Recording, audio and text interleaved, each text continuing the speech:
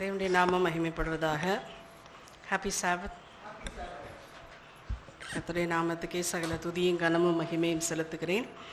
கர்த்தர் அருமையாய் நம்மை ஒரு வாரம் முழுவதும் பாதுகாத்து இந்த ஒரு ஓய்வு நாளுக்குள் நம்மை சபை குடும்பமாய் அவருடைய சமூகத்திலே வந்து சேர்த்திருக்கிறார். அதற்காக நான் தேவனுக்கு மீண்டும் உள்ளத்தின் ஆழத்திலிருந்து சகல துதியும் கனமும் மகிமையும் ஏறெடுத்துக் கொள்கிறேன். கடந்த முறையும் நம்ம ஒரு தீர்க்கதரிசியின் புத்தகத்திலிருந்து பார்த்தோம். ஞாபகம் இருக்குதா? எசேக்கியேல் தீர்க்கதரிசி. எந்த அதிகாரம் ஞாபகம் இருக்குதா? 37 இல்லையா? எசேக்கியேல் தீர்க்கதரிசியை ஆண்டவர் ஒரு எலும்புகள் நிறைந்த பள்ளத்தாக்கில் கொண்டு போய் நிறுத்துகிறார்.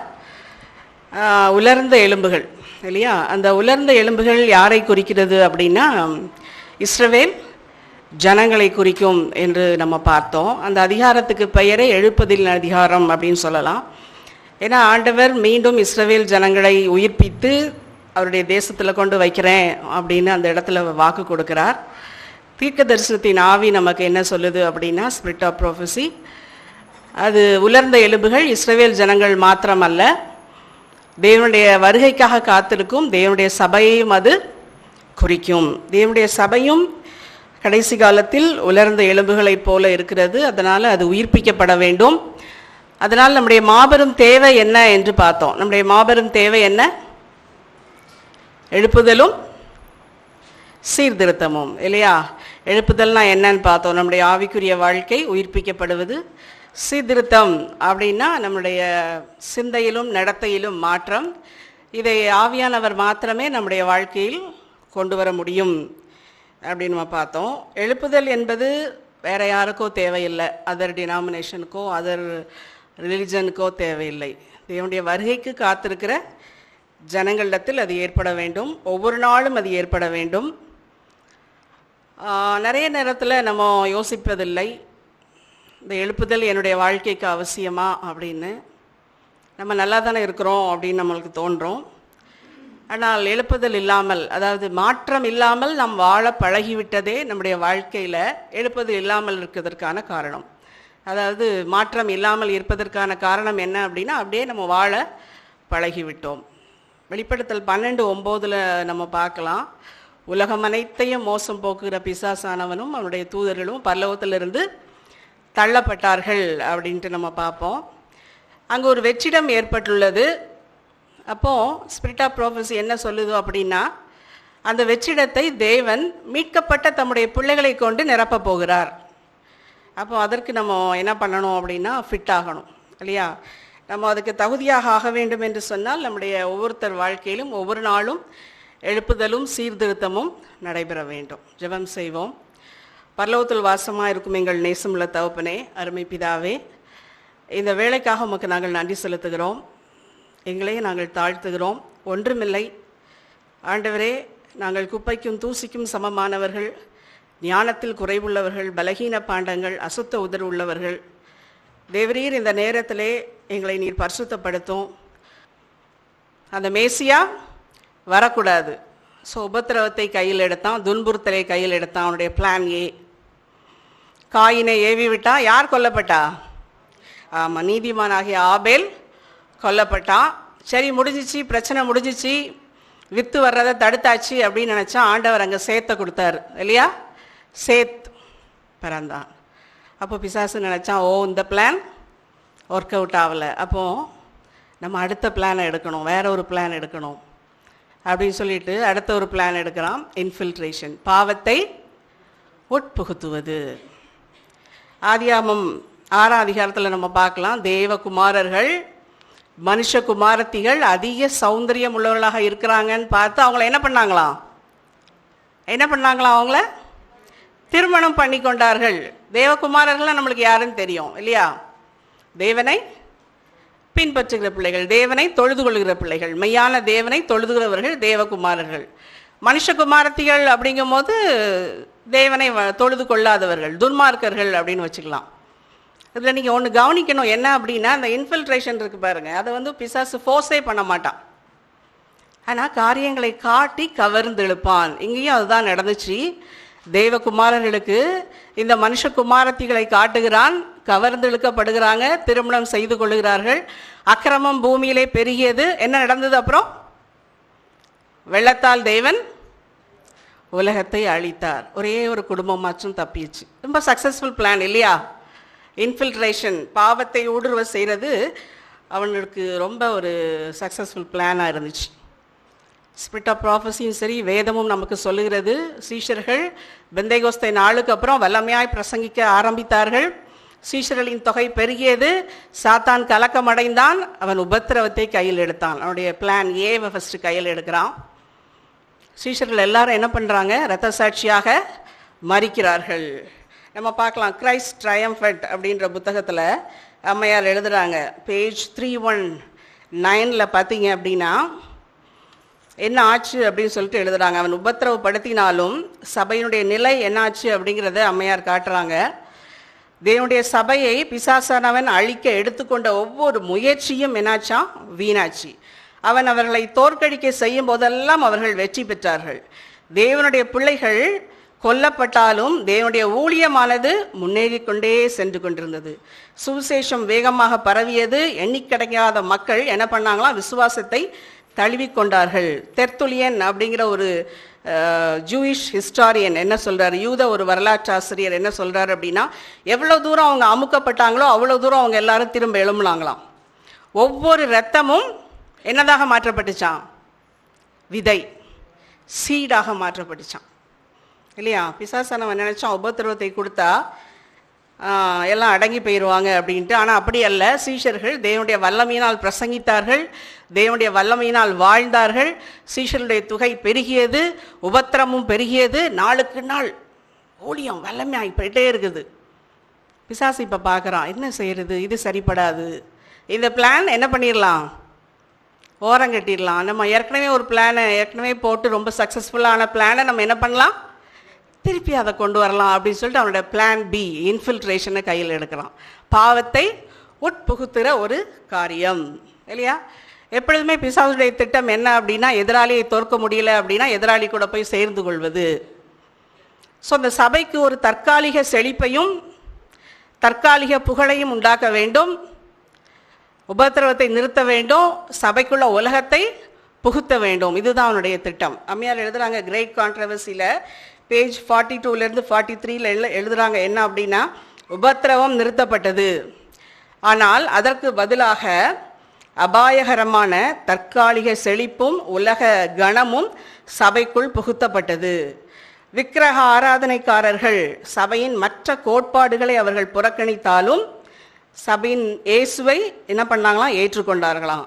அவர்கள் இயேசுவை அவர் தேவனுடைய குமாரன் என்றும் அவருடைய மரணத்தையும் உயிர்த்தெழுதலையும் விசுவாசித்தார்கள். ஆனால் அவருடைய இருதயத்திலே எந்த ஒரு பாவத்துக்கான எந்த ஒரு மன வருத்தமும் இல்லை, பாவத்துக்கான எந்த மனம் திரும்புதலும் இல்லை, இருதய மாற்றமும் இல்லை.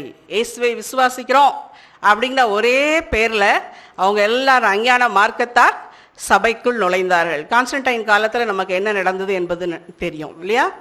சபை உலகத்துக்குள் நுழைந்தது. அஞ்ஞான பழக்க வழக்கங்கள் எல்லாமே உள்ளே நுழைந்தது. அஞ்ஞான பண்டிகைகள் உள்ளே நுழைந்தது. உபத்திரவம் நிறுத்தப்பட்டது. அதற்கு பதிலாக உலகம் சபையை ஆட்கொண்டது. இது சபைக்கு ஒரு மோசமான காலகட்டம்.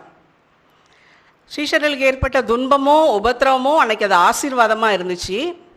ஆனால் இந்த தற்காலிக செழிப்பும் அந்த உலகம் உள்ள நுழைஞ்ச காரியமோ சபையை மோசமான நிலைக்கு கொண்டு சென்றது. ஆனால் நிறைய பேர் என்ன பண்ணாங்களாம்? அந்த விசுவாசத்தில் உறுதியாக இருந்தாங்களாம். அவங்க எந்த விதத்திலும் அந்த உலகத்தாரோட காம்ப்ரமைஸ் பண்ணவே இல்லையாம். ஆனால் சிலர் என்ன பண்ணாங்க அப்படின்னா, தங்கள் விசுவாசத்தை மாடிஃபை பண்ணிக்கிட்டாங்க. பரவாயில்ல, அவங்க எல்லாரும் இயேசுவை விசுவாசிக்கிறாங்கல்ல, அவங்க எல்லாரும் எங்கே வரட்டும்? சபைக்குள்ளே வரட்டும். பரவாயில்ல, இந்த பண்டிகைகள் அந்த ப்ராக்டிஸ் எல்லாம் பழக்க வழக்கங்கள் எல்லாம் நல்லா தான் இருக்குது. அதனால் என்ன பண்ணலாம்? பரவாயில்ல, அவங்க சபைக்குள்ளே சேர்றாங்களே அதே பெரிய காரியம். இயேசுவை விசுவாசிக்கிறாங்களே அதே பெரிய காரியம். சபை தன்னுடைய தரத்தை என்ன பண்ணிச்சான்? தாழ்த்தியது. அதுதான் பிசாசோட திட்டம். தேவனுடைய பிள்ளைகளுடைய விசுவாசத்தை திசை திருப்பணும். அவருடைய மனதிலிருந்து தேவனுடைய வார்த்தை எடுத்து போடப்படணும் இல்லையா? உபத்திரவம் நிறுத்தப்பட்டது. அதற்கு பதிலாக என்ன நுழைஞ்சது அப்படின்னா, உலகம் உள்ளே நுழைந்தது. இதை நம்ம வெளிப்படுத்தல் புத்தகத்தில் நம்ம பார்க்கலாம். வெளிப்படுத்தல் புத்தகத்தில் 6வது அதிகாரத்தில் 5:6 பார்த்தீங்க அப்படின்னா 7 முத்திரைகள் குறித்து சொல்லப்பட்டிருக்கும்.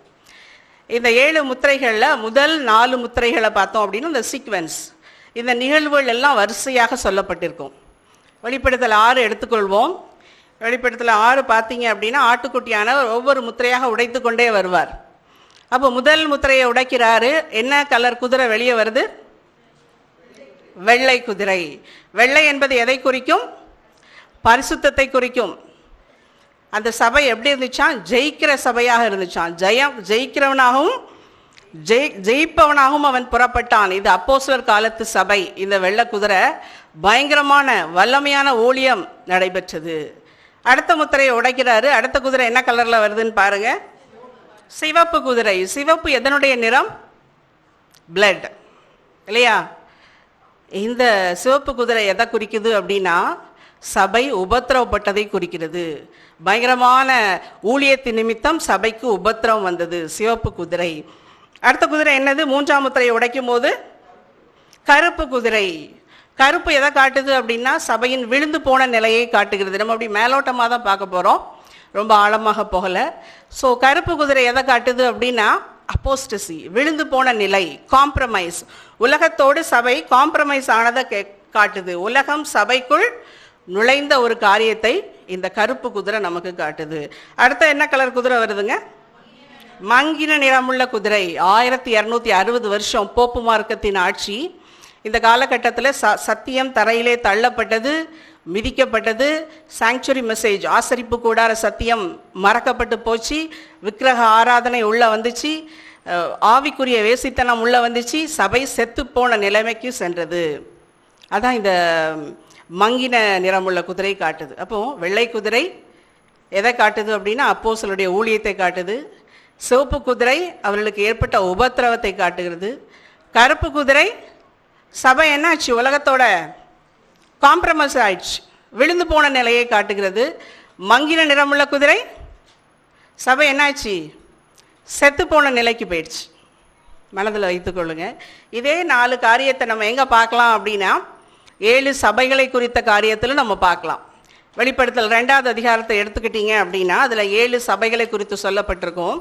அந்த 7 சபைகளில் முதல் 4 சபையும் இந்த 7 முத்திரைகளில் முதல் 4 முத்திரைகளும் ஒன்று போல் இருக்கும். பேரலல் மெசேஜ், ஒரே செய்தி சொல்லப்படும்.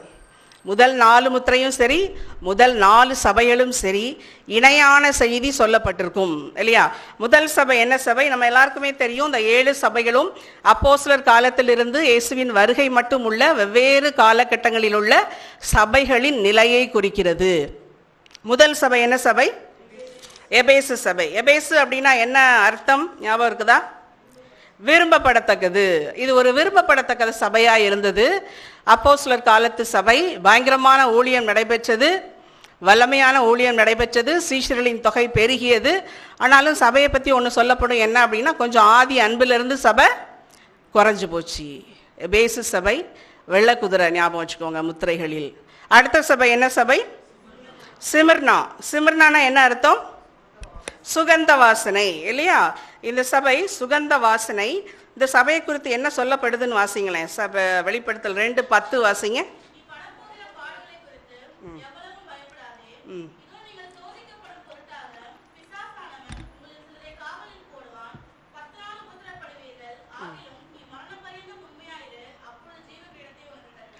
ஜீவ கிரீடத்தை உனக்கு தருவேன். படப்போற பாடுகளை குறித்து இந்த சர்ச்சை என்ன சொல்லுவோம் அப்படின்னா பெர்சிக்யூட்டட் சர்ச், மிகவும் உபத்திரவப்பட்ட சபை. பயங்கரமான ஊழியம் நடந்தது நிமித்தம் சபைக்கு உபத்திரவம் வந்தது. பிசாசானவன் உபத்திரவத்தை கட்டவிழ்த்து விட்டான். 10 நாள் நீங்கள் உபத்திரவப்படுவீர்கள். 10 நாள் அப்படிங்கும் போது தீர்க்க தரிசனத்தின்படி 10 வருடங்கள். கிறிஸ்துக்கு பின் 303 313 வரைக்கும் டயோக்ளீஷியன் என்ற ரோம அரசனால் கிறிஸ்தவர்கள் இரக்கமில்லாமல் கொல்லப்பட்டார்கள். கான்ஸ்டன்டைன் வரும் வரைக்கும், கான்ஸ்டன்டைன் சட்டம் பிறப்பிக்கும் வரைக்கும் கொல்லப்பட்டார்கள் இல்லையா? அப்போ உபத்திரவம். இந்த சிமிர்னா சபை எதை காட்டுகிறது அப்படின்னா முத்திரையில் பார்த்தோம் ரெட் கலர், சிவப்பு குதிரையை பார்த்தோம். அதே செய்தி இந்த சிமிர்னா சபையை குறித்து சொல்லப்படுகிறது. 3வது சபை என்ன சபை? பெர்கமு சபை. இந்த பெர்கமுன்னா என்ன அர்த்தம்? உன்னதம், எலிவேஷன், ஹைட்ஸ் அப்படின்னு சொல்லலாம். சிமர்னா சபை மரண பள்ளத்தாக்கில் கடந்துச்சு. ஆனால் இந்த பெர்கமு சபை உலகத்தால் உயர்த்தப்பட்டது. என்ன நடந்தது? இந்த சபையை குறித்து என்ன சொல்லப்படுது? வாசிங்க. வெளிப்படுத்தல் 2:14 வாசிங்க.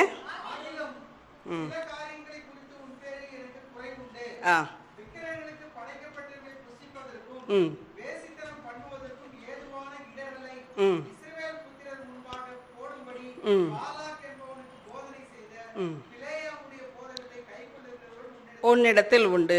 இந்த இடத்துல பார்த்தீங்க அப்படின்னா பெர்கமு சபையை குறித்து சொல்லும்போது பாலாக் என்பவனுக்கு போதனை செய்த பிலேயாமுடைய போதனைகள். இந்த பிலேயாமுக்கும் பெர்கமு சபைக்கும் என்ன சம்பந்தம்? பிலேயாமுடைய போதகம் என்ன? அவன் என்ன பாலாக்குக்கு போதனை செஞ்சான் அப்படிங்கிறத நம்ம ஒரு லைட்டாக பார்க்கலாம். என்னாகமம் எடுத்துக்கொள்வோம். என்னாகம புத்தகம் 22வது அதிகாரம். பிலேயாமுக்கும் பெர்கமு சபைக்கும் என்ன சம்பந்தம் அப்படிங்கிறத நம்ம பார்க்கலாம். என்னாகமம் 22வது அதிகாரம். இஸ்ரவேல் தேசத்தார் கானானை நோக்கி பிரயாணப்பட்டு கொண்டு வர்றாங்க. வர்ற இடத்துலலாம் அவங்க எல்லாம் ஜாதிகளை அழித்து ஒவ்வொரு இடமா பிடிச்சிட்டு வர்றாங்க. அப்போ அவங்க மோவாபின் அருகில், மோவாப் தேசத்தின் அருகில் அவங்க படர்ந்து இருக்கிறாங்க, பாளையம் இறங்கி இருக்காங்க.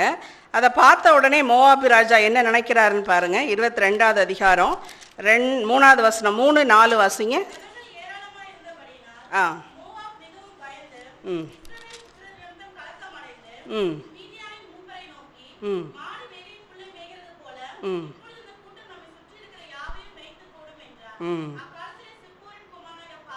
ம் ஆமாம். மோவாபி ராஜா பார்க்குறாரு. பார்த்துட்டு அவருக்கு பயங்கர கலக்கம். ஏன்னா கடந்து வந்த பாதையில் ஒவ்வொரு நாட்டையும் என்ன மாதிரி முறியடிச்சிட்டு வந்தாங்க. அவங்க தேவன் எவ்வளோ வல்லமையுள்ளவர். மாடு நம்மளை மேறது மாதிரி மேய்ஞ்சு போட்டு போயிடுவாங்களேன்னு அவனுக்கு பயம். அதனால அவன் யாரை கூப்பிடுறான் அப்படின்னா பிலேயாமை கூப்பிடுகிறான். பிலேயாம் ஒரு காலத்தில் தேவனுடைய தீர்க்கதரிசியாக இருந்தவன். அவன் அறிந்திருந்தான் பிலேயாம் யாரை சபிக்கிறானோ அங்கு சாபம் தங்கும், யாரை ஆசீர்வதிக்கிறானோ அங்கே ஆசீர்வாதம் தங்கும். அதனால பிலேயாமை ஆளை விட்டு அனுப்புகிறான். இந்த சம்பவங்கள் எல்லாம் நமக்கு நல்லா தெரியும். எப்படி பிலேயாம் வந்தான், இடையில என்ன நடந்தது, இதெல்லாம் நமக்கு தெரிஞ்ச சம்பவங்கள். அந்த ஆசீர்வதிக்கிற சம்பவத்தை மட்டும் நம்ம பார்க்கலாம் இல்லையா? 23வது அதிகாரம் எடுத்துக்கொள்வோம். இப்போ பாலாக் பிலேயாமை போய் ஒவ்வொரு இடத்துலையா நின்று சபிக்க சொல்றாரு. அப்போ முதல் இடத்துல நிற்கிறார் பாருங்க. முதல் இடத்துல முதல் முறை 23வது அதிகாரம் 9-10 வாசிங்க. ம் ம் ம் ம் ம் ம் இருப்பதாக மேலிருந்து பார்த்துட்டு பிலேயாம் சொல்றாரு, இந்த ஜனங்கள் ஜாதிகளோடே கலவாமல் தனியாய் வாசமாக இருப்பார்கள். இதுதான் தேவனுடைய பிள்ளைகளுடைய கேரக்டர், குவாலிஃபிகேஷன். என்ன அப்படின்னா உலகத்தோடு ஆண்டவர் தானே சொல்வார், நான் உலகத்தார் அல்ல, நீங்களும் என்னது உலகத்தார் அல்ல. அவருடைய ஜனங்களும் இஸ்ரவேல் ஜனங்களையும் ஆண்டவர் அப்படி தான் பிரித்து வைக்கணும்னு நினைச்சாரு. இங்கே என்ன சொல்றாரு தீர்க்க தரிசனமாக பிலேயாம், இந்த ஜனங்கள் ஜாதிகளோடே கலவாமல் தனியே இருப்பாங்க, இவங்களை எண்ணவே முடியாது அப்படிங்கிறாரு. அப்பமும் அவர் சபிக்கலை, ஆசீர்வதிக்கிறார். ரெண்டாவது முறை என்ன பண்ணுறாரு பாருங்க. அதே 23வது அதிகாரம் 21, 22, 23 வாசிங்க.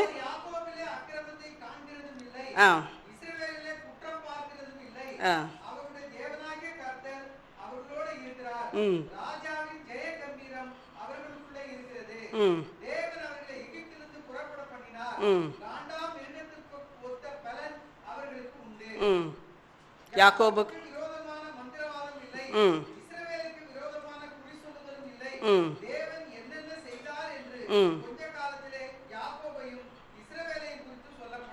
அந்த ஜனம்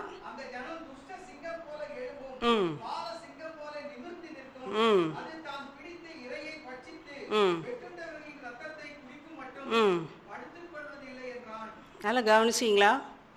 தேவனுடைய பிள்ளைகளோடு தேவன் இருந்தார் என்று சொன்னால் அவங்க எப்படி இருப்பாங்களாம்? காண்டாமிருகத்துக்கு ஒத்த பலன், துஷ்ட சிங்கத்தை போல படுத்து கிடப்பாங்களாம். யாரும் அவங்களுக்கு எதிராக ஒன்றும் செய்ய முடியாதான். ஏன் அப்படின்னா அவங்களுடைய கேடகமாக யார் இருக்கிறா? ஆண்டவர் இருக்கிறார் இல்லையா?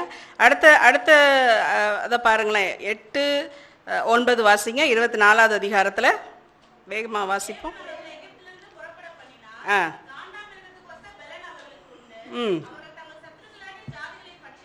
ம் ம் ம் ம் ம் ம்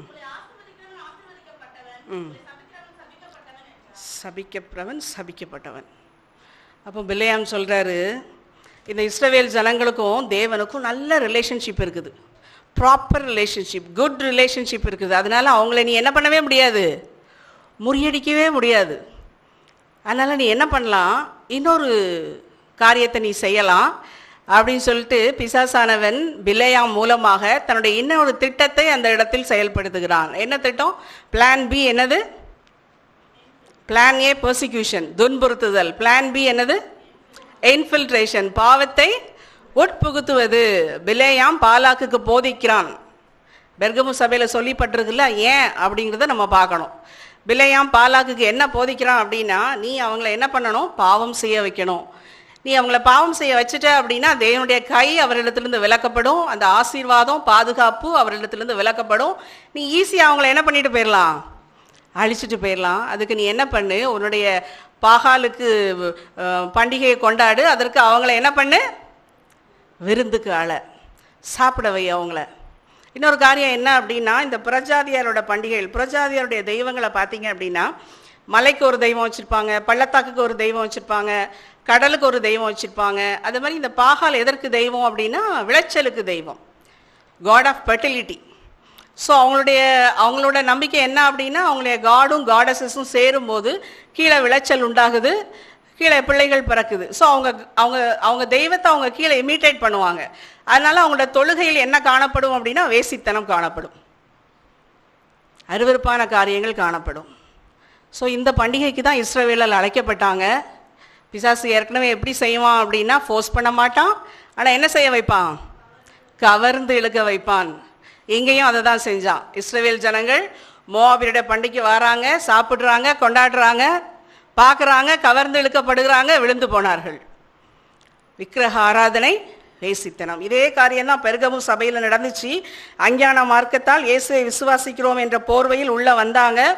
அஞ்ஞான பண்டிகைகள் உள்ளே வந்துச்சு, விக்கிரக ஆராதனை உள்ளே வந்துச்சு, மற்ற பழக்க வழக்கங்கள் எல்லாம் சபைக்குள் வந்தது. சபையினுடைய தரம் தாழ்த்தப்பட்டது, ஆவிக்குரிய வேசித்தனம் வந்தது. சர்ச் ஸ்டேட்டும் இணைஞ்சிச்சு, சபையும் அரசும் இணைந்தது. சபை என்னாச்சு, விழுந்து போச்சு. அதுதான் கருப்பு குதிரை. பெர்கமு சபை முத்திரைகளில் நம்ம பார்த்தோம் அப்படின்னா கருப்பு குதிரை சபையின் விழுந்து போன நிலையை காட்டுகிறது. அதனால தான் அந்த இடத்துல பிலேயாமை குறித்து சொல்லப்பட்டிருக்கு. பிலேயாமுடைய அதே போதகம் பெர்கமு சபை காலகட்டத்தில் நிறைவேற்றப்பட்டதை நம்ம பார்க்கலாம். விக்கிரக ஆராதனை, ஆவிக்குரிய வேசித்தனம். 4வது சபை தியத்தீரா சபை, மங்கின நிறமுள்ள குதிரை. அதில் ஒரு பெண்ணை பற்றி சொல்லப்பட்டிருக்கும். யார் அப்படின்னா ஏசபேல். அது எதை குறிக்குது அப்படின்னா, போப்பு மார்க்கத்தின் ஆட்சி காலத்தை குறிக்கிறது. அந்த சபை அந்த காலகட்டத்தில் செத்தே போச்சு. 1260 வருஷம் ஆட்சி காலத்தில் சத்தியம் தரையிலே தள்ளப்பட்டது. ஸோ இந்த 4 முத்திரைகளும் 4 சபைகளின் செய்தியும் இணையாக சொல்லப்பட்டிருக்கும். எப்படி பிசாசானவன் உபத்திரவத்தை கையில் எடுக்கான், அப்புறம் இன்ஃபில்ட்ரேட் பண்ணுறான், அப்புறம் உபத்திரவத்தை கையில் எடுக்கான், எப்படிலாம் தேவனுடைய பிள்ளைகளை தேவனை விட்டு விலக்குவதற்கான காரியங்களை செய்கிறான் அப்படிங்கிறத நம்ம பார்க்கலாம். இன்றைக்கி நம்ம யோசித்து பார்ப்போம், இன்றைய சபையின் நிலை என்ன. அதில் விசேஷமாக செவன்த் டே அட்வென்டிஸ்ட் சபையின் நிலை எப்படி இருக்கிறது. நாம் இன்னைக்கு உலகத்தை நமக்குள் பிசாசானவன் உட்புகுத்தி இருக்கிறானா, இன்ஃபில்ட்ரேட் பண்ணி வச்சிருக்கிறானா, நம்ம ஒவ்வொருக்குள்ளேயும் நம்முடைய சபைக்குள்ளேயும் இன்னைக்கு உலகம் இன்ஃபில்ட்ரேட் ஆகி இருக்கிறதா அப்படிங்கிறத யோசித்து பார்க்கணும் இல்லையா. நம்முடைய சபையின் தரம் தாழ்ந்து போய் இருக்கிறதா. எங்கள் மாமா அத்தையும் சொல்லுவாங்க, அவங்க காலத்தில் நடந்த ஊழியங்களை பற்றி, பாஸ்டர் தேவதாஸ் அதை பற்றி பேசும்போது அவங்க சொல்கிற காரியம் என்ன அப்படின்னா, அன்னைக்கு தியேட்டரில் போய் சினிமா பார்த்துட்டாலே அது பெரிய குற்றம். ஆனால் இன்றைக்கி நம்ம டிவியில் பார்க்குறோம், ஃபோனில் பார்க்குறோம், சிரிப்பு தானே, அது கொஞ்ச நேரம் பார்க்குறதுல என்ன தவறு அப்படிங்கிறோம். அது நமக்கு தவறே தெரியாதது போல் மாறிவிட்டது. காம்ப்ரமைஸ். யோசித்து பார்த்திருக்கீங்களா? நம்ம அறியாமலே நமக்குள் பிசாசானவன் உலகத்தை புகுத்துவான். நமக்கு தெரியவே தெரியாது, ஆனால் நம்ம விழுந்து போயிருப்போம். நிறைய காரியங்களை இன்றைக்கி நம்ம ரசித்து பார்க்குறோம், அதை பற்றி பேசுகிறோம். நம்முடைய கான்வர்சேஷனில் கூட அந்த டயலாக் எல்லாம் எல்லோரும் யூஸ் பண்ணுறதை நம்ம பார்க்கலாம். அவ்வளோ தூரம் நம்முடைய வாழ்க்கையின் ஒன்றாக அவையெல்லாம் மாறிவிட்டது. பேப்டிசம் பற்றி சொல்லுவாங்க. பேப்டிசம் எடுக்கிறது அப்படின்னா நல்ல போதனை கொடுக்கப்படும். பேப்டிசம் எடுத்துட்டா இதெல்லாம் நீங்கள் விட்டுடணும், எடுக்கிறதுக்கு முன்னாடி நீங்கள் இதெல்லாம் விடணும், இப்படி தான் இருக்கணும், எடுத்த பிறகு நீங்கள் இப்படி தான் இருக்கணும், அப்படி தான் இருந்தாங்க. ஆனால் இன்றைக்கி நம்ம பேப்டிசம் படிக்கிறோம், எடுக்கிறோம். எடுத்த பிறகு நீங்கள் எப்படினாலும் இருந்துக்கலாம், அது உங்களுடைய விருப்பம். நீங்கள் எதோ விடணுமோ விட்டுக்கலாம், எதோ நீங்கள் முந்தி எப்படி போட்டிருந்தீங்களோ அப்படியே நீங்கள் போட்டுக்கொள்ளலாம். காம்ப்ரமைஸ். சபையின் தரம் ஏன் அப்படின்னா சில கண்டிஷன்ஸை சொல்லும் போது அவங்க சபைக்கு வரமாட்டாங்க, சபையில் சேர மாட்டாங்க. Interesting formula for church growth. சபையின் தரம் தாழ்த்தப்படும் போது மக்கள் உள்ளே நுழைவாங்க. கண்டிஷனாக சொல்லக்கூடாது, அவங்க அப்புறம் வரமாட்டாங்க சர்ச்சுக்கு. இதெல்லாம் கழட்டக்கூடாது, அப்படிலாம் இருக்கக்கூடாது. என்ன பண்ணக்கூடாது? சொல்லக்கூடாது. காம்ப்ரமைஸ். உலகத்தை பிசாசானவன் மெதுவாக உள்ளே நுழைப்பிறான். சாபத். அன்றைக்கெலாம் சாபத்துக்கு என் மாமா சொல்லுவாங்க, சாபத்தில் ஒரு பாஸ்டரோட பிள்ளை வேலைக்கு போச்சு, எக்ஸாம் எழுத போச்சு அப்படின்னா பாஸ்டருக்கு என்ன அனுப்பிடுவாங்களாம்? நோட்டீஸ் அனுப்பிடுவாங்களாம். இன்றைக்கி நமக்கு அது சாதாரணமாயிடுச்சு. வர முடியாத சூழ்நிலை, என்ன செய்கிறது? நமக்கு அது தவறாக தெரியலை, பெரிய குற்றமாக தெரியலை, நம் மனது குற்றப்படவில்லை. முதல் அடி தவறு வைக்கும் போது அது நமக்கு கடினமாக இருக்கும். அடுத்தடுத்த அடி இலகுவாகிவிடும். திருமணம். அன்னைக்கு வெளியில் கல்யாணம் கட்டி கொடுக்குறாங்க பாஸ்டர்ஸோட பிள்ளைங்க அப்படின்னா பாஸ்டருக்கு நோட்டீஸ் அனுப்பி ஆக்ஷன் எடுத்துருவாங்களாம். எப்படி உங்கள் பிள்ளை வெளியில் கல்யாணம் முடிக்கலாம், அதர் டினாமினேஷன், அதர் ரிலிஜன். இன்றைக்கி சர்வசாதாரணமாகி போச்சு. காம்ப்ரமைஸ் இல்லையா? நம்முடைய சபையின் தரம் நம்மை அறியாமலே எவ்வளோ தூரம் தாழ்த்தப்பட்டு போயிருக்கிறது அப்படிங்கிறத நம்ம நினச்சி பார்க்கணும். வெற்றிலை பாக்கு, புகையிலை, சாராயம், காஃபி, டீ இதெல்லாம் நம்ம என்ன பண்ண மாட்டோம், குடிக்க மாட்டோம். ஆனால் அன்றைக்கி ஒரு வீட்டுக்கு போனோம் அப்படின்னா காஃபி டீ குடிக்கிறீங்களா அப்படின்னு கேட்குறது என்ன ஆகிப்போச்சு? கேஷுவல் ஆகிப்போச்சு. அது இல்லை, அது வேண்டாம் அப்படின்னு நம்ம ஒரு காலத்தில் உறுதிமொழி எடுத்தோம் அப்படிங்கிறதெல்லாம் இப்போ மறந்து போச்சு இல்லையா? காம்ப்ரமைஸ் ஆகிட்டோம். யோசித்து பாருங்கள், எவ்வளோ தூரம் நம்மை அறியாமலே நமக்குள் பிசாசானவன் உலகத்தை புகுத்தி இருக்கிறான். வெளிநாடுகளில் நீங்கள் பார்க்கலாம், ஆணுக்கும் பெண்ணுக்கும் திருமணம், ஆணுக்கும் ஆணுக்கும் திருமணம், பெண்ணுக்கும் பெண்ணும் திருமணம், சபையில் பாஸ்டரே நடத்தி வைக்கிற காரியங்கள்லாம் நம்ம பார்க்குறோம். பிசாசோட திட்டம் தேவனுடைய சபையிலையும் அதை கொண்டு வரணும், தேவனுடைய சபையை அழித்து போடணும் அப்படிங்கிறது அவனுடைய திட்டம். எவ்வளோ தூரம் காம்ப்ரமைஸ் பண்ண முடியுமோ அவ்வளோ தூரம் உலகத்தோடு சமரசமாக வைக்க வேண்டும், இன்ஃபில்ட்ரேட் பண்ணணும். ஒவ்வொரு பாவத்தையா ஃபோர்ஸ் பண்ணாமல் நம்மை அறியாமலே நமக்குள் நுழைய வைப்பது தான் அவனுடைய திட்டம். யோவான் 3:16 நம்ம எல்லாருக்கும் தெரிஞ்ச வசனம். 3:16 என்ன சொல்லுது? விசுவாசிக்கிறவனோ அவன் கெட்டு போகாமல் நித்திய ஜீவனை அடையும்படிக்கு அவரை தந்தருளி இவ்வளவாய் உலகத்தில் அன்பு கூர்ந்தார். For God so love the world. இவ்வளவாய் உலகத்தில் அன்பு கூர்ந்தார். ஆண்டவர் இந்த உலகத்தை நேசிக்கிறார். உலகம் என்று சொல்லப்படும் போது 2 பொருள்படும், 2 மீனிங் உண்டு. என்ன அப்படின்னா, ஒன்று இந்த உலகத்தில் வாழ்கிறவர்களை குறிக்கும். இன்னொன்று என்ன அப்படின்னா, உலகம் அப்படின்னு சொல்லும்போது வேர்ல்டினஸ், இந்த செக்குலர் வேர்ல்டி லைஃப் ஸ்டைல், இந்த பாவ உலகத்தின் வாழ்க்கை முறையையும் குறிக்கும். தேவன் இந்த உலகத்தை நேசிக்கிறார் என்று சொன்னால் இந்த மக்களை நேசிக்கிறார். ஆனால் அந்த பாவத்தை என்ன செய்கிறாரு? வெறுக்கிறார். யாக்கோபு 4:4 வாசிப்போம். யாக்கோபு 4:4 என்ன சொல்லப்படுது? யாக்கோபு 4:4 இது நமக்கு நல்லா தெரிஞ்ச வசனம்.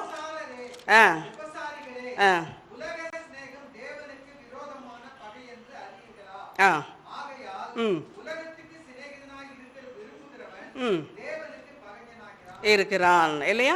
உலக சிநேகம் தேவனுக்கு விரோதமான பகை என்று அறியீர்களா? உலகத்துக்கு சிநேகிதனாக இருக்க விரும்புகிறவன் தேவனுக்கு பகைஞராக இருக்கிறான். நம்ம பகையனாக இருக்கணும் அப்படிங்கிறதான் பிசாசோட திட்டம். உலகத்தை நமக்குள் நுழைத்து நம்ம பகையனாகவே இருக்கணும் அப்படிங்கிறது அவனுடைய திட்டம். நம்ம எல்லாருமே பிறக்கும் போதே எப்படி பிறந்தோம்? ஃப்ரெண்ட்லியாக, ஆண்டவருக்கு ஃப்ரெண்ட்லியாக பிறந்தோமா, பகைஞனாக பிறந்தோமா? பிறக்கும் போது எப்படி பிறந்தோம்? நம்ம தேவனை நேசிக்கிறவர்களாக பிறந்தோமா, பகைக்கிறவர்களாக பிறந்தோமா? எப்படி பிறந்தோம்?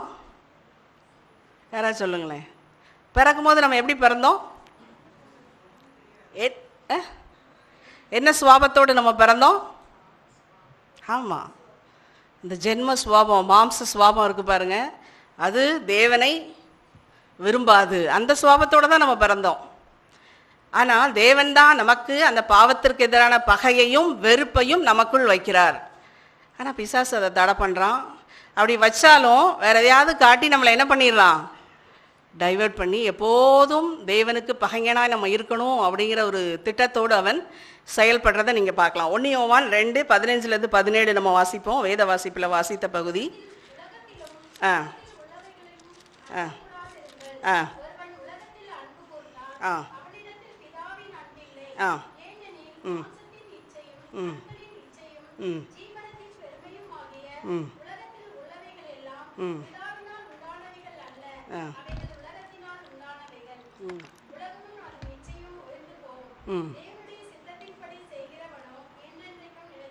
நிலைத்திருப்பான். உலகத்திலும் உலகத்தில் உள்ளவைகளும் அன்பு கூறாதிருங்கள். உலகத்தில் அன்பு கூர்ந்தால் அவனிடத்தில் எந்த அன்பு இல்லை? பிதாவின் அன்பு இல்லை. மாம்சத்தின் இச்சை, கண்களின் இச்சை, ஜீவனத்தின் பெருமை. மாம்சத்தின் இச்சை, நம்ம மனசும் சரீரமும் என்ன விரும்புதோ அதை நான் என்ன பண்ணணும், அடைந்தே தீரணும். அதை பார்த்தே தீரணும், அதை கேட்டே தீரணும், அதை அனுபவித்தே தீரணும், அதை பெற்றே தீரணும். இதுதான் மாம்ச இச்சை. மாம்ச இச்சை கூட கலாத்தியர் 5 சொல்கிற மாம்ச கிரியைகளையும் சேர்த்துக்கோங்க. பிசாசானவன் நம்மை காட்டி கவர்ந்து இழுப்பான் இல்லையா, ஃபோர்ஸ் பண்ணவே மாட்டான். யாக்கோபு 1ஆவது அதிகாரத்தில் நம்ம பார்க்கலாம், அவனவன் தன் சுய இச்சையினால், வாசிங்க யாக்கோபு 1 அதிகாரத்தில்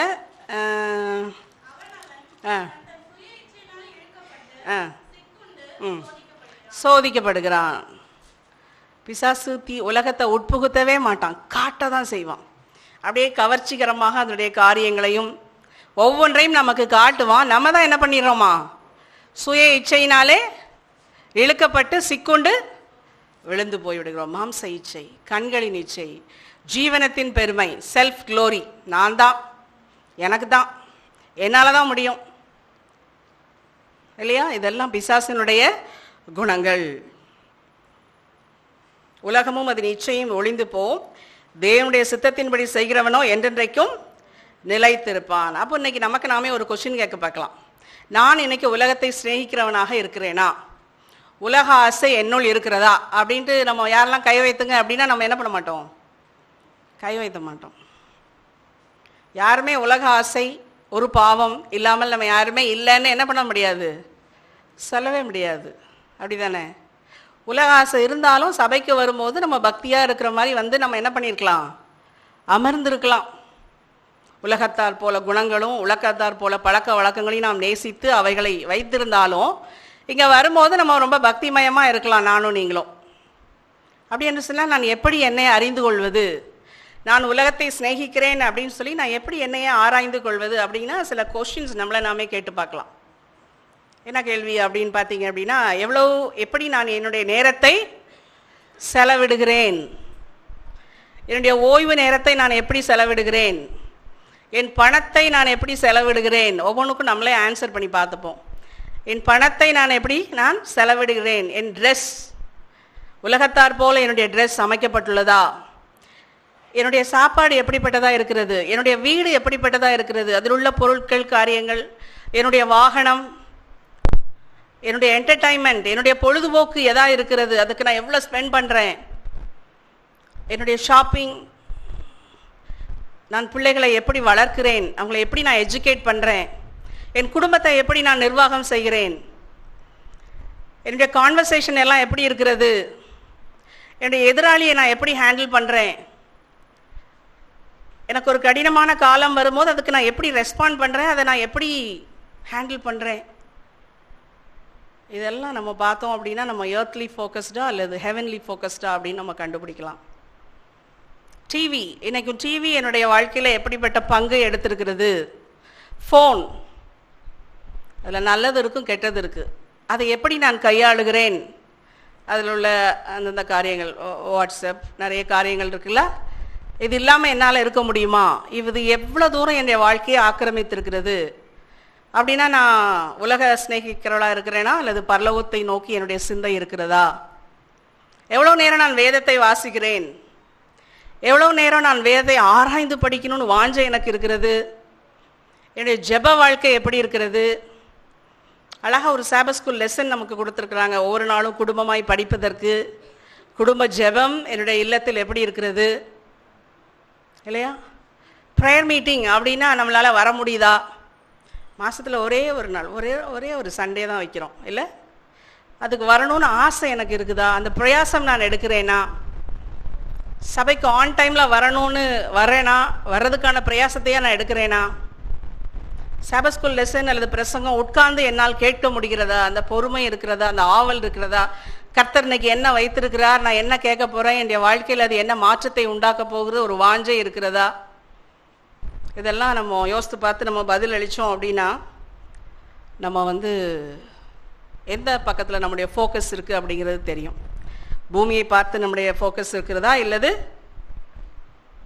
பரலோகத்தை நோக்கி நம்முடைய நோக்கம் இருக்கிறதா அப்படிங்கிறத நம்ம கண்டுகொள்ளலாம். வேதம் சொல்லுறது, உங்கள் பொக்கிஷம் எங்கேயோ அங்கே உங்கள் இருதயம் இருக்கும். நம்ம மனசு எதை விரும்புதோ அங்கே தான் நம்முடைய அதை குறித்து தான் நம்முடைய பேச்சு இருக்கும், அதை குறித்து தான் நம்முடைய செயல்பாடு இருக்கும். நம்ம கால் அங்கே தான் போயிட்டு இருக்கும், அதை குறித்தே தான் நம்முடைய எண்ணம் இருக்கும். இதை பிடிச்சிடணும், அதை செஞ்சிடணும், இப்படி இருக்கணும், அப்படி இருக்கணும், காரியங்கள் இப்படி அப்படின்னு சொல்லிட்டு அதை குறித்தே நம்ம சிந்திப்போம். செயல்படுற காரியங்களை நம்ம கேட்கலாம். சில சமயம் நம்ம நினச்சி பார்க்கலாம், இப்படிப்பட்ட உலகத்தில் நம்ம வாழ்கிறோம், எப்படி ஒரு ஆசாபாசம் இல்லாமல் அந்த உலகத்தில் நம்ம வாழ முடியும்? எவ்வளோ ஒரு ஃபன்னாக இருக்குது, எவ்வளோ ஒரு ஜாலியாக இருக்குது. இதெல்லாம் ஏன் அனுபவிக்காமல் நம்ம இருக்கக்கூடாது? உலகத்தார் போல் நம்ம பார்ட்டிக்கு போகல, குடிக்கலை, கிளப்புக்கு போகல. ஆனால் ஒரு சின்ன சின்ன உலக ஆசைகளை நம்ம ஏன் அனுபவிக்கக்கூடாது? அதில் என்ன தப்பு இருக்குது? அதெல்லாம் அனுபவிக்காமல் அந்த உலகத்தில் நம்மால் வாழ்ந்து விட முடியுமா? ஒரு உலக ஆசை கூட இல்லாமல் இன்றைக்கி என்னால் வாழ்ந்து விட முடியுமா? ஒரு பாவம் இல்லாமல் என்னால் வாழ்ந்து விட முடியுமா? அது ரொம்ப போரிங்கான லைஃப்பாக இருக்குமே இல்லை? உலகத்தில் ஒரு காரியத்தை என்ஜாய் பண்ணாமல் இருந்தால் அது எப்படிப்பட்டதாக இருக்கும்? நமக்கு இடுக்கமான வாசலாக இருக்கும். நம்ம என்றைக்குமே இடுக்கமான வாசலுக்குள்ளே போகிறதுக்கு பிரியப்பட மாட்டோம். நம்ம விசாலமான வாசலை தான் நம்ம என்ன பண்ணுவோம்? தேடுவோம். சொல்லுங்கள், பாவம் இல்லாமல், ஒரு பாவம், ஒரு உலக ஆசை இல்லாமல் இந்த உலகத்தில் வாழ்வது சாத்தியமா? சாத்தியமா? சாத்தியமா சிஸ்டர்? சாத்தியம் இல்லை. சாத்தியமா? மேரிட்ட சொன்னார் காபிரியல் தூதன், கிருபை பெற்றவளை வாழ்க, உனக்கு என்ன பண்ண போகுது? ஒரு குழந்தை பிறக்க போது, அதுக்கு இயேசு என்று பெயரிடு அப்படின்னாரு. உடனே அவள் சொல்கிறா, புருஷனை அறியேனே, இது எப்படி ஆகும் அப்படிங்கிறார். உடனே தூதன் சொல்கிறாரு, பரிசுத்த ஆவி உண்மையில் வரும், உன்னதமானவருடைய பலம் உண்மையில் நிழலிடும், உன்னிடத்தில் பிறப்பது பரிசுத்தம் உள்ளது, அது தேவனுடைய குமாரன் எனப்படும். இதை சொன்ன உடனே அவளுக்கு அது நம்பவே முடியலை. அவளுடைய அறிவு கேட்டாத காரியம், அவளால் புரிந்து கொள்ள முடியவில்லை. இதுவரை உலகத்தில் நடந்துராத ஒரு காரியம். எப்படி இது? புருஷனை அறியேனே, எப்படி எனக்கு ஒரு குழந்தை பிறக்கும்? இது எப்படி ஒரே குழப்பம். அவளால் புரிந்து கொள்ள முடியவில்லை, கிரகிக்க முடியவில்லை. தூதன் சொல்றாரு, தேவனால் கூடாத காரியம் ஒன்றுமில்லை. லூக்கா 2வது அதிகாரத்தில் நீங்க வாசிக்கலாம். தேவனால் கூடாத காரியம் ஒன்றுமில்லை. உடனே அவ சொல்றா, நான் ஆண்டவருக்கு அடிமை, உம்முடைய வார்த்தையின்படி எனக்கு விசுவாசம். தேவனால் கூடாத காரியம் ஒன்றுமில்லை. இந்த உலகத்தில் பாவம் செய்யாமல், உலக ஆசை இல்லாமல் வாழ வைப்பதற்கு தேவனால் முடியும். நம்ம இன்னைக்கு விசுவாசத்தின் அடிப்படையில் தானே வாழ்கிறோம். தேவன் மேலே விசுவாசத்தோடு தான் நம்ம வாழ்கிறோம். ஆண்டவர் என்றைக்குமே நம்மளால் செய்ய முடியாத செய்ய சொல்லவே மாட்டார். அதனால தான் ஒவ்வொருத்தரையும் குணமாக்கும் போது அவர் என்ன சொல்கிறாரு அப்படின்னா, இனி பாவம் செய்யாது, நோ மோர் சின், இனி பாவம் செய்யாது. சின்ன பாவம் செய், இந்த மாதிரி காரியங்களை நீ செய்யக்கூடாது அப்படிலாம் அவர் செய்யலை. இனி பாவம் செய்யாது. அப்போ பாவம் இல்லாமல் நம்மால் இந்த உலகத்தில் தேவனால் நம்மை வாழ வைக்க முடியும். உலக ஆசாபாசங்கள் இல்லாமல் அந்த இடுக்கமான வாசலில் நடப்பதற்கு தேவனால் நம்மை நடக்க வைக்க முடியும். இன்றைக்கும் ஆண்டவர் நம்மகிட்ட பணத்தை கேட்கல, டேலண்ட்டை கேட்கல, டைம் எல்லாம் ஒன்றத்தையும் கேட்கல. ஆண்டவர் கேட்பது என்ன அப்படின்னா, நம்மளை தான் கேட்குறார். அப்படி தானே? நம்மை அவருக்கு ஒப்பு கொடுக்கும்போது நம்முடைய பணம், தாளந்து எல்லாமே அவருக்கு என்னவாயிடும்? சொந்தமாயிடும். அதனால தான் ஆண்டவர் சொல்றாரு, முதலாம் பிரதான கற்பனை என்ன? உன் தேவனாகிய கர்த்தரிடத்தில் வாசிங்க, மார்க் 12:30 உன் தேவனாகிய கர்த்தரிடத்தில் உன் முழு இருதயத்தோடும் உன் முழு மனதோடும்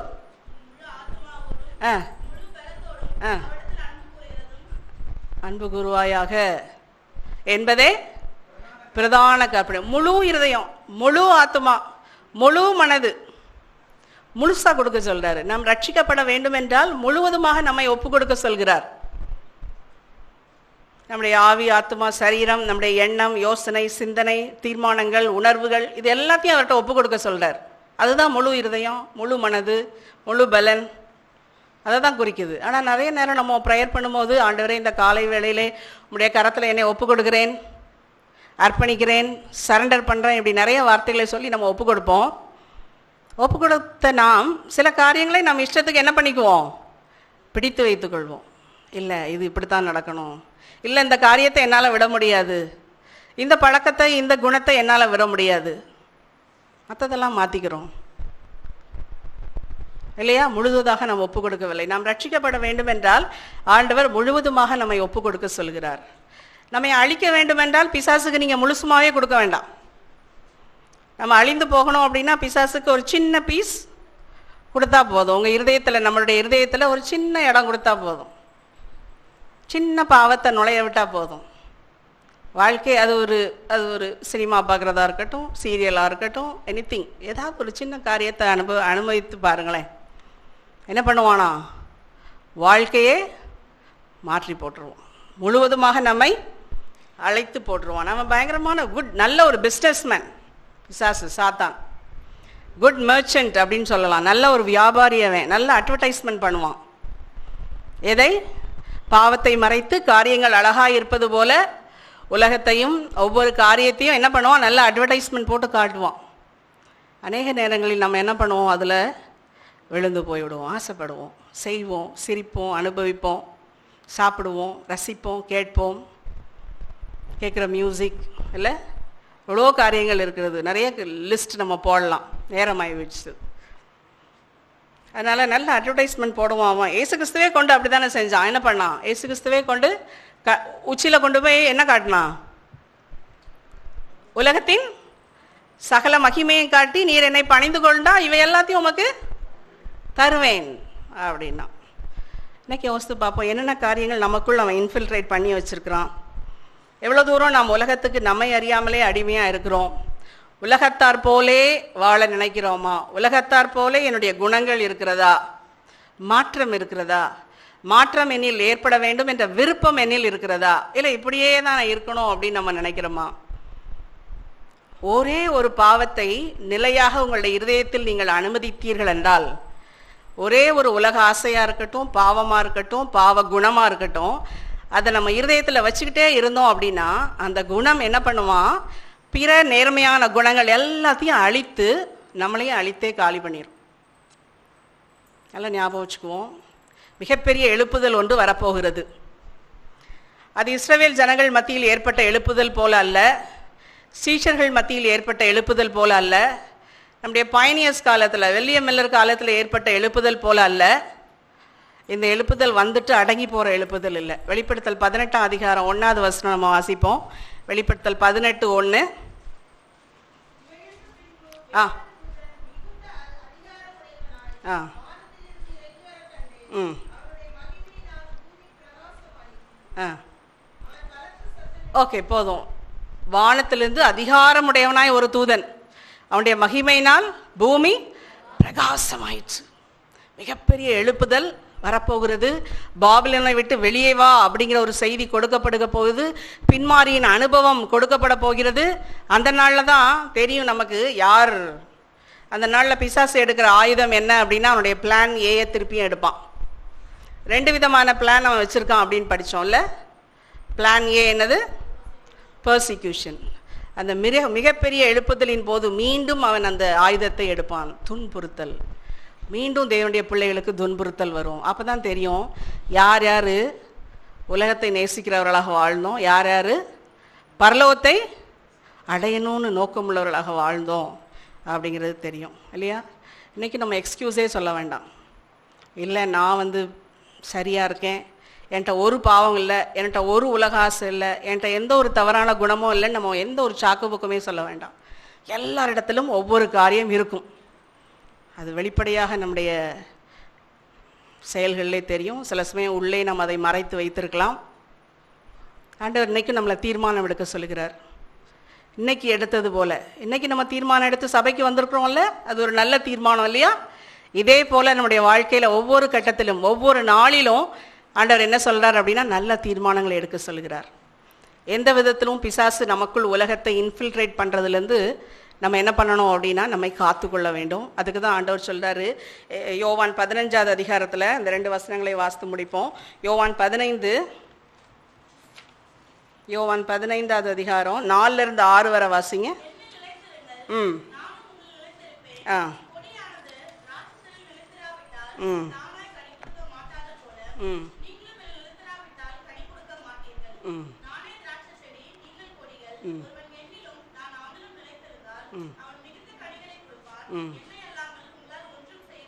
நல்ல மனதில் வைத்துக்கொள்வோம். என்னை அல்லாமல் உங்களால் ஒன்றும் செய்ய முடியாது. இந்த உலகத்தில் ஒரு நாள் ஒரு ஸ்டெப் எடுத்து வைக்கணும்னா கூட ஆண்டவருடைய உதவி தேவை. அப்படி இல்லாமல் நம்ம எப்படியோ வாழ்ந்து கொண்டிருக்கிறோம்.